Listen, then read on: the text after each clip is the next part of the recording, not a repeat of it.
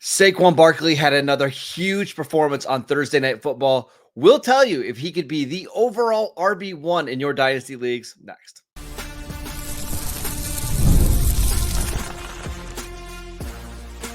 You are Locked On Dynasty Football, part of the Locked On Podcast Network. Your team every day. Here are your hosts, Marcus Mosher and Kate Madjuk. Welcome back to the Locked On Dynasty Football Podcast, part of the Locked On Podcast Network, your team every day. We'd like to thank you for making us your first listen of the day. This episode is brought to you by FanDuel. You can start the season with a big return on FanDuel. New customers can place a $5 bet and you'll get started with $150 in bonus bets if you win your first $5 bet. Just visit FanDuel.com to get started. Welcome back. I am your host, Marcus Mosher. You can follow me on Twitter at Marcus_Mosher. Joining me today, as always, is Kate Madjuk. You can follow her on Twitter at Kate Madjuk. All right, Kate, let's start with Saquon Barkley, who had another massive performance on Thursday Night Football. 26 carries for 146 yards and 2 touchdowns. Also had 52 receiving yards, most of it coming in the second half. I wanted to ask you a question. Do you think that it's possible after this season we could be looking at our dynasty rankings and we're putting Saquon Barkley as RB1? I don't know, Marcus. I don't know. So here's the thing. I want to fully give Saquon his flowers right now. I mean, the man is on a whole nother level, averaging 113 rushing yards per game. That's ridiculous. Involved as a passer, despite the fact that this is like a run first quarterback. And I think that some people had their question marks as to whether or not, like, would he get some check down involvement? Like, is that going to be a part of the game plan when, Jalen Hurts is a rushing quarterback, often just takes off and runs when the read isn't there. Like, he's getting all of that. He's absolutely crushing it, averaging 5.8 yards per attempt, by far a career high. I mean, he's already broken every single expectation. So I want to say, like, yes, but then I'm also looking at the fact that next year we're going to be looking at Saquon Barkley at the age of 28, heading into yet another very high volume season, currently leading the NFL in rush attempts.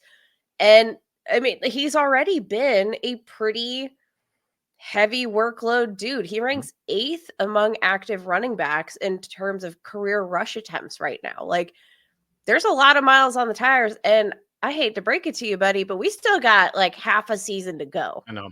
So here's the thing. Christian McCaffrey was RB1 at this time last year, and he was he was in the 2017 draft with a lot of work on his body. Now, the flip side of that is Christian McCaffrey. How'd that work out for us? Yeah, exactly. Right. I guess it depends on, let's look at the other contenders, right? It's not going to be Christian McCaffrey. Bijan Robinson, would you rather have, again, after this year, would you rather have Bijan Robinson going into year 3 or a 28-year-old Saquon Barkley? In Dynasty, I'll take Bijan. Okay. Right? What about, well, I think you can make a solid argument either way. I tend to lean Bijan as well, but I think week to week, we're going to be projecting Saquon higher for probably at least the next year, 2 years, right? And you and I always say about the running back position, it's kind of a year-to-year thing. I mean, that's all fine and dandy. I just think, like, we're finally starting to see Bijan Robinson become what we've hoped for Bijan Robinson. And I mean, let's be honest, like, I don't know when it's coming, but we have to envision that there's some regression coming for Saquon Barkley. No, like, I know this is a good offense. He fits into the scheme perfectly, but like this level of production, I can't envision him sustaining this level of efficiency. And we know touchdowns can be very volatile. He's not even getting like a ton of work inside the 5. Like, he's because that's Jalen Hurts is stealing them all. I think Jalen Hurts has eight touchdowns inside the 1 yard line this year. Yeah, and so like for a guy whose game has always been kind of built around this boom bust like either he's stuffed at the line or he breaks off a run. And that has been like his moniker heading back to his college days. Like looking at Saquon Barkley and looking at the way that he's scoring these touchdowns, I don't think they're something that we can necessarily pencil in on any given week. I don't know. Maybe I'm just being a poo-pooer, but it feels like something's not. This is let's go through some other running backs. Jahmyr Gibbs. I'll take Gibbs. Okay. I tend to lean there as well. Breece Hall. I might lean Barkley there. This is where my mind has been changed as well. I'm going Saquon. Breece just doesn't look the same to me. Yeah, and I don't know what that is, if it's a product of the offense. I just don't like the juju in New York. You also wonder, like, that offensive line's really old. Who's the quarterback there next year? Who's the coach? They also have Braylon Allen, who looks really good this year. I think I would rather go with Saquon Barkley. Couple other running backs. Dallas Cowboys running back Ashton Genty. I know it hasn't happened yet, but the Boise State running back is likely going to be a top 10 pick, and the Cowboys have a top 10 pick. I only throw him in there because a lot of people do view him as a generational running back. And I do think it's possible that we could get to September 2025 and he's just RB1 because he's so dynamic.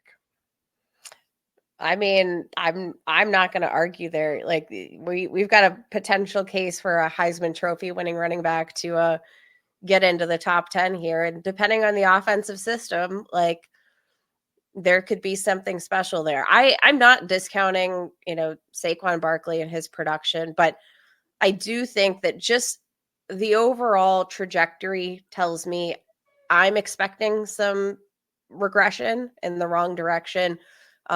Just the way he's been scoring the touchdowns, it's not like he's getting a ton of goal line opportunities. He's breaking these runs off. Like those can be kind of volatile and very difficult to project on any given week. So I would tend to just kind of back off the Saquon train. I think if you are in a win now position, you can't really find a better running back to win now with.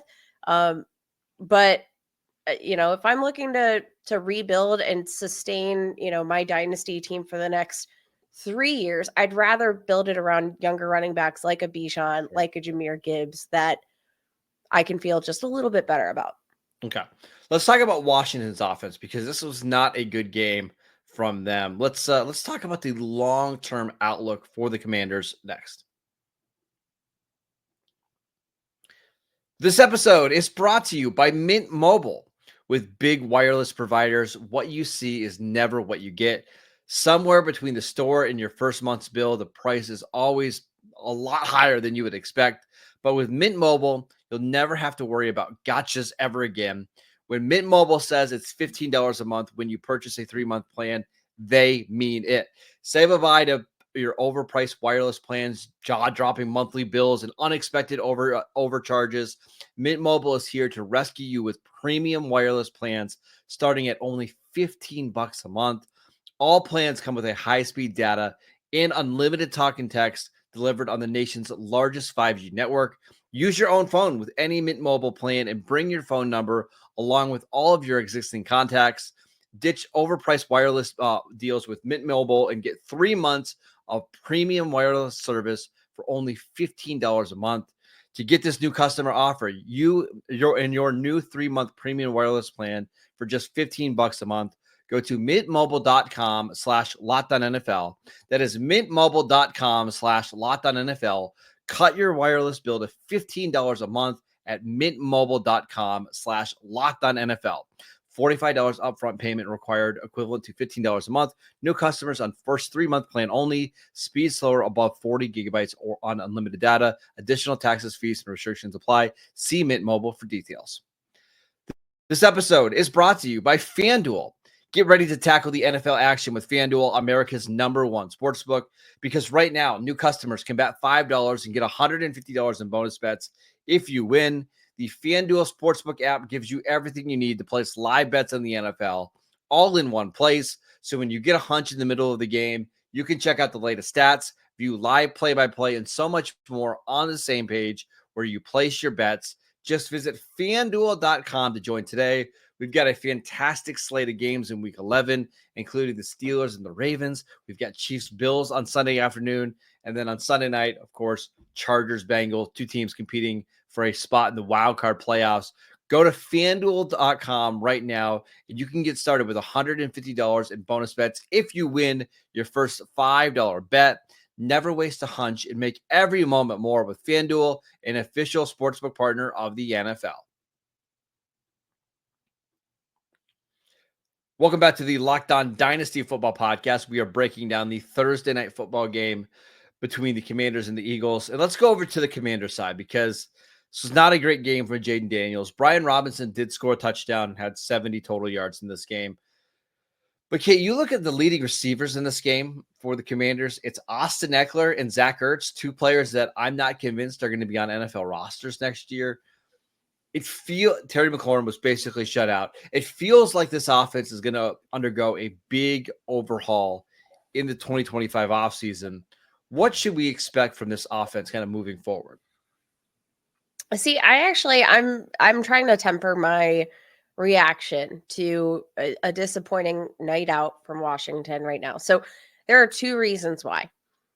First, I think the Eagles secondary is just a lot better than most of us are kind of giving credit for inside of our brains. Looking at, kind of what they put on the board last year, which was absolutely no defense in the secondary.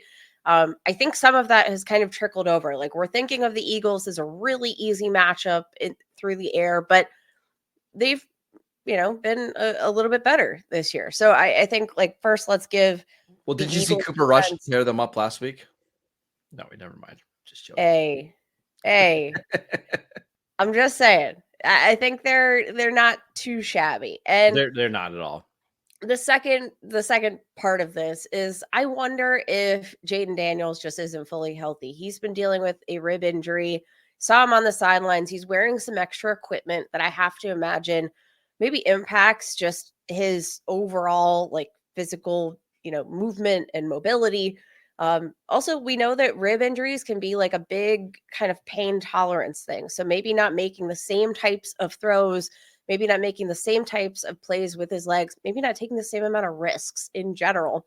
And I think that kind of shapes the whole offense because his element of, explosive playmaking ability with his legs is such a big part of, I think, what opens up the passing game, what opens up things for Brian Robinson Jr. I think in general, I'm kind of looking at this game and I'm saying, all right, I feel like this is more of an outlier, even against, the Steelers just last week. Terry McLaurin posted a really solid outing, didn't come down with a touchdown, but like, I think there are a lot of elements to like in this offense. I think generally speaking, it's headed in the right trajectory. Do I think they're going to, maybe overhaul some pass catchers? Yes. But I'm not at all worried about Jaden Daniels, at all worried about Terry McLaurin, none of that.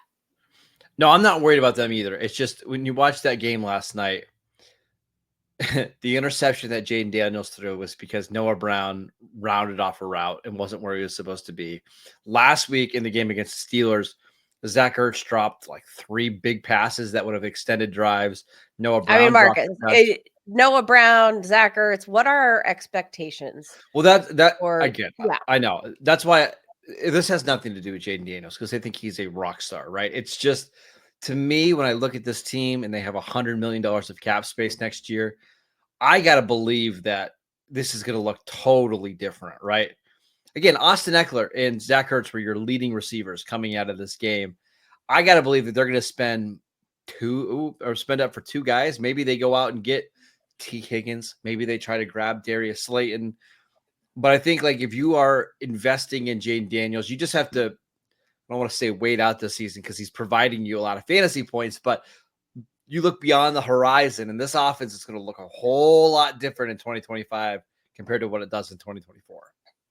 And I think you should be super encouraged by that. Like, if you can look at this and say, like, okay, it's Terry McLaurin, a 48-year-old Zach Ertz, and a 49-year-old Austin Eckler. Like, I'm exaggerating there. But if you can see the potential with these guys in the lineup, that Washington's going to make the right moves to get some more help for Jaden Daniels. Yeah, Jaden Daniels. It's the only thing that I want to know is which players that are currently on the roster are going to be part of the new offense in 2025. Obviously, we think Brian Robinson, who is a year left on his deal, Terry McLaurin, that's a great receiver, so he's not moving on.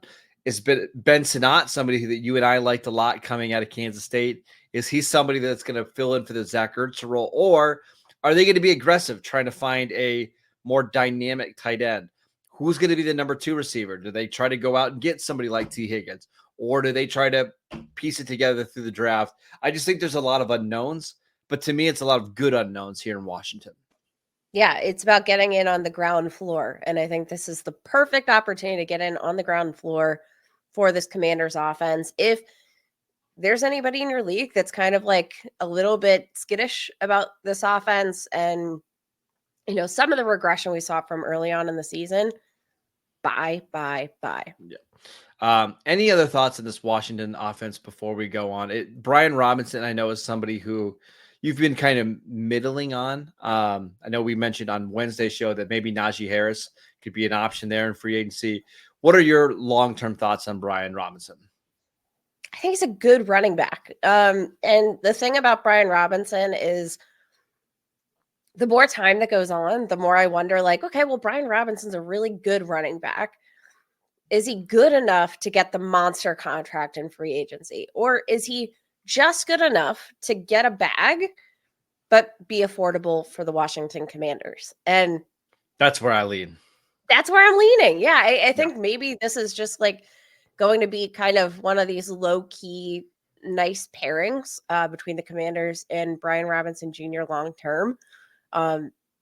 Because again, it doesn't feel like the way he's played has been is unsustainable from like a contract standpoint. I don't think he's earned a monster contract in free agency, but I think he's earned a nice enough bag to still be affordable for the Commanders. So I could picture them being together a long time. And I don't know, I probably want the lead running back tied to a Jaden Daniels offense, right? Yeah, I think he's still a buy right now because you can get him outside of the top 15 RB prices. And week to week, as long as he's healthy, he's going to provide you top 15 numbers. He's just not as sexy as some of the other names. And because Austin Eckler eats up so much of the receiving work, there is a floor that's maybe lower than some of these other running backs. But I think Brian Robinson's just a good player on a ascending offense that's going to continue to have a lot of goal line work. I'm buying Brian Robinson, Kate. All right, let's do some promotion commotion. Players that we are promoting from our bench or maybe even our waiver wires into our starting lineups in week 11. We'll get to that next. This episode is brought to you by Hillsdale College. Time is our most precious commodity, so don't waste it scrolling through the same mind-numbing content for hours and hours. How can you spend your time to improve yourself? Well, that's why our sponsor, Hillsdale College, is here. They are offering more than 40 free, that's right, free online courses, including Constitution 101, the meaning and history of the Constitution, Introduction to Free Market Economics, The Great American Story, A Land of Hope, and the rise and fall of the Roman Republic. There's so many different fun courses that you can take, all 100% free. All of the courses are self-paced, so you can start whenever, wherever, and tune in. Plus, you can go deeper with readings, quizzes, discussions, or just sit back and enjoy the lectures. Go right now to hillsdale.edu/lockedon to enroll. There's no cost, and it's easy to get started. That's hillsdale.edu/lockedon to register. hillsdale.edu/lockedon. Welcome back to the Locked On Dynasty Football Podcast. We'd like to thank you for making us your first listen every day. For your second listen, check out the new Locked On NFL show. 2 shows every single day, one in the morning with Tyler Rowland, one in the afternoon with Tony Wiggins. They do a fantastic job of covering the NFL. You can get that podcast wherever you get your podcasts and on YouTube. All right, Kate, promotion commotion. Who are you promoting from your bench into your starting lineups in week 11? All right, I'm going to get icky from the start here, and I promise this isn't a homer pick, but let's talk about Mike Williams, who did score a touchdown in his first game with the Pittsburgh Steelers. going up against this Baltimore Ravens offense, which we know is high octane. Historically, the Steelers have played pretty well, the defense has played pretty well, even up against, MVP Lamar Jackson. But I have a feeling they're not going to be able to slow them down quite as much as they have in recent memory, which I think is going to probably force them to throw the football just a little bit more. We know the Ravens secondary has not necessarily been a shutdown unit. No. And just for good measure, how about Cordero Patterson, Jalen Warren out of practice Thursday with a back injury? I could picture this being Friday. One of the games. Sorry? He didn't practice on Friday either, so it looks like he's going to be out. Probably going to be out. So I could easily picture Cordero Patterson getting like 10 touches in this game. I like it. I do think you can throw on Baltimore. We've seen teams all season long be able to throw on them. Their slot corner, former Steeler great Arthur Millette, injured his calf in practice on Thursday. He's not going to be able to go this week. Marlon Humphrey and Nate Wiggins have both been guys that have been banged up all year long. Kyle Hamilton, they're all pro safety. He's got a leg injury. He's going to try to play, but he's not going to be anywhere close to being 100%. I think this is a good week. If you need a flex receiver, I think Mike Williams makes some sense. Kate, I'm going to go with our guy Taysom Hill. Every week, I think we talk about Taysom Hill, but against the Panthers, 16 points in your PPR leagues. Last week, 7 points. But if you need a tight end this week, I think Taysom Hill, especially if you have like a Dalton Kincaid, or maybe you had Jake Ferguson and you don't want to start Jake Ferguson with Cooper Rush against the Texans. I think Taysom Hill against the Cleveland Browns could get some opportunities in the goal line. I think he's obviously going to get some rushing opportunities. He'll get some targets in the passing game. I think this is a good week for Taysom Hill. I love that call. And again, I feel like we're just going to talk about him every single week because why not? He's absolutely crushing it. He's absolutely dominating in pretty much every single sense of the word. Like I can't really talk about Taysom Hill enough. His role in the offense, he is kind of a cornerstone piece of this unit, and he's definitely going to see some increased opportunities. What I really like about Taysom Hill in particular is some of the usage we've seen from him as a receiver. Like, historically speaking, we have mostly seen him work in as more of a runner. Yep. Over the past 3 weeks without two top receivers or without, Rashid Shaheed, without Chris Olave. We've actually seen them get a lot more involved with Taysom Hill in terms of the passing game. I think this is like such a smash spot each and every week. How about the Cleveland Browns? Any receivers that I think Cedric Tillman a must start. Yes. He's an automatic start. How about like Elijah Moore? Up against the Saints secondary, been struggling a little bit. No Marshawn Lattimore anymore. I like it. I think if you need a deep flex receiver, I think he makes sense. I've got one running back for us, Kate. Gus Edwards returned from injury last week against the Titans, 10 carries for 55 yards. This week they play the Bengals, who have a terrible defense, who can't stop anybody. I wouldn't be surprised to see Gus Edwards, who knows how to play in the AFC North, get 13, 14 touches, maybe get it into the end zone. I think Gus Edwards is a fun, low-end RB2 flex play if you need another running back this week. Love that. I think this is a sneaky good option or week of options here for promotion commotion. So if y'all are starting any of these players, definitely holler at us. Let us know who you're brave enough to start in the deep, dark depths of your dynasty lineups. All right, that is it for today's show. We want to thank you for making Locked On Dynasty Football your first listen every single day.